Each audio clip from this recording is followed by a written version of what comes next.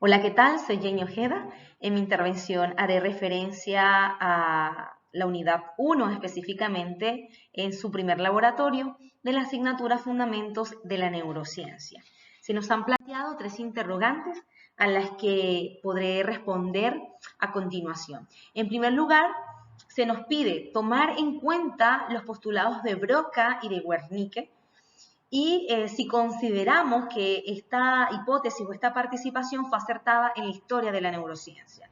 Por supuesto que sí. Creo que gracias a estos descubrimientos se pudo abordar con más exactitud lo referente a este trastorno como es la afasia, pero Wernicke también tuvo la oportunidad de desarrollar su teoría del conectivismo, que no es más que cada una de las funciones que cumplen las áreas del cerebro y cómo éstas se conectan entre sí para llevar a cabo entonces todas las habilidades que cada uno de los seres humanos podemos tener en un cierto momento. Por otra parte, la afasia motora, desarrollada por Broca, en 1861, donde planteaba que es una interferencia a nivel del lenguaje, pero para reproducir, es decir, algunas palabras o quizás poderse dar a entender o que la otra persona a su alrededor lo pueda comprender. Digamos que la persona que tiene una afasia motora tiene estas debilidades o estas dificultades. Por otro lado, también dentro de los descubrimientos o aportes de estas personas, ¿verdad? Encontramos a Wernicke en su afasia sensorial en 1874, donde expresa esta afección o este trastorno en la parte posterior del lóbulo temporal y que por supuesto tiene una mayor repercusión a la hora de comprender ciertos lenguajes. Por otro lado, también se nos presenta a René Descartes con su hipótesis o con este aporte que él hizo respecto al dualismo entre mente y cuerpo. Y la idea es explicar también cuánta validez tiene hoy en día esta hipótesis. René Descartes, por supuesto, planteaba por allí en el siglo XVII este dualismo, también llamado cartesiano o dualismo de sustancias, donde él sostenía que la mente era distinta a la materia, ¿sí? Pero que también esta podría influir en la materia, es decir, la mente podría influir en la materia, pero son dos cosas muy separadas. Sin embargo, hoy en día podemos decir que existe una validez, todavía hay vigencia de esta teoría y lo llevo un poco más al contexto de iglesia y ciencia. Para ese siglo, la iglesia entonces, digamos que tuvo como la posibilidad de poder abordar más el área espiritual, ¿ok? Alejando un poco el tema de lo espiritual y lo material.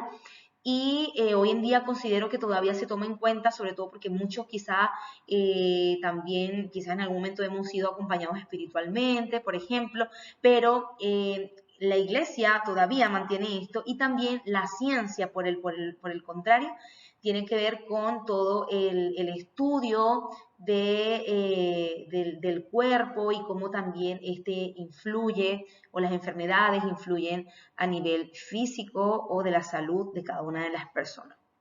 Y por último, se plantea la propuesta de una hipótesis, ¿okay? Para continuar durante o en la historia de la neurociencia en los años posteriores.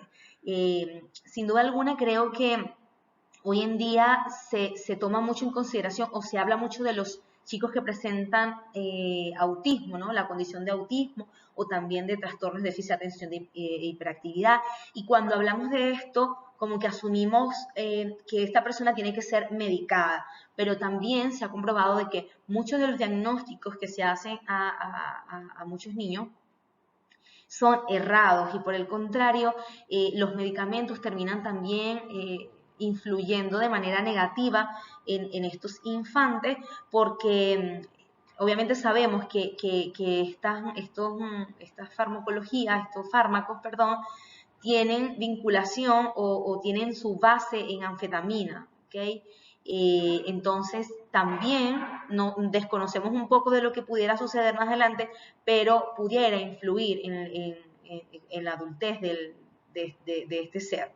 Entonces, se propone de manera, digamos, consciente, organizada y bien planificada, distintas alternativas, entre ellas obviamente la alimentación muy importante que se tiene con los chicos autistas, libre de gluten y caseína, pero también el deporte, la aplicación de técnicas conductuales que favorezcan en la adquisición de nuevas habilidades, o también la extinción de conductas quizás no operativas en este niño, pero haciendo mayor énfasis en la música, entendiendo que la música tiene la posibilidad de transformar distintas dificultades en potencialidades. Se demuestra científicamente que estimula sobre todo el área de Broca, favoreciendo el lenguaje verbal.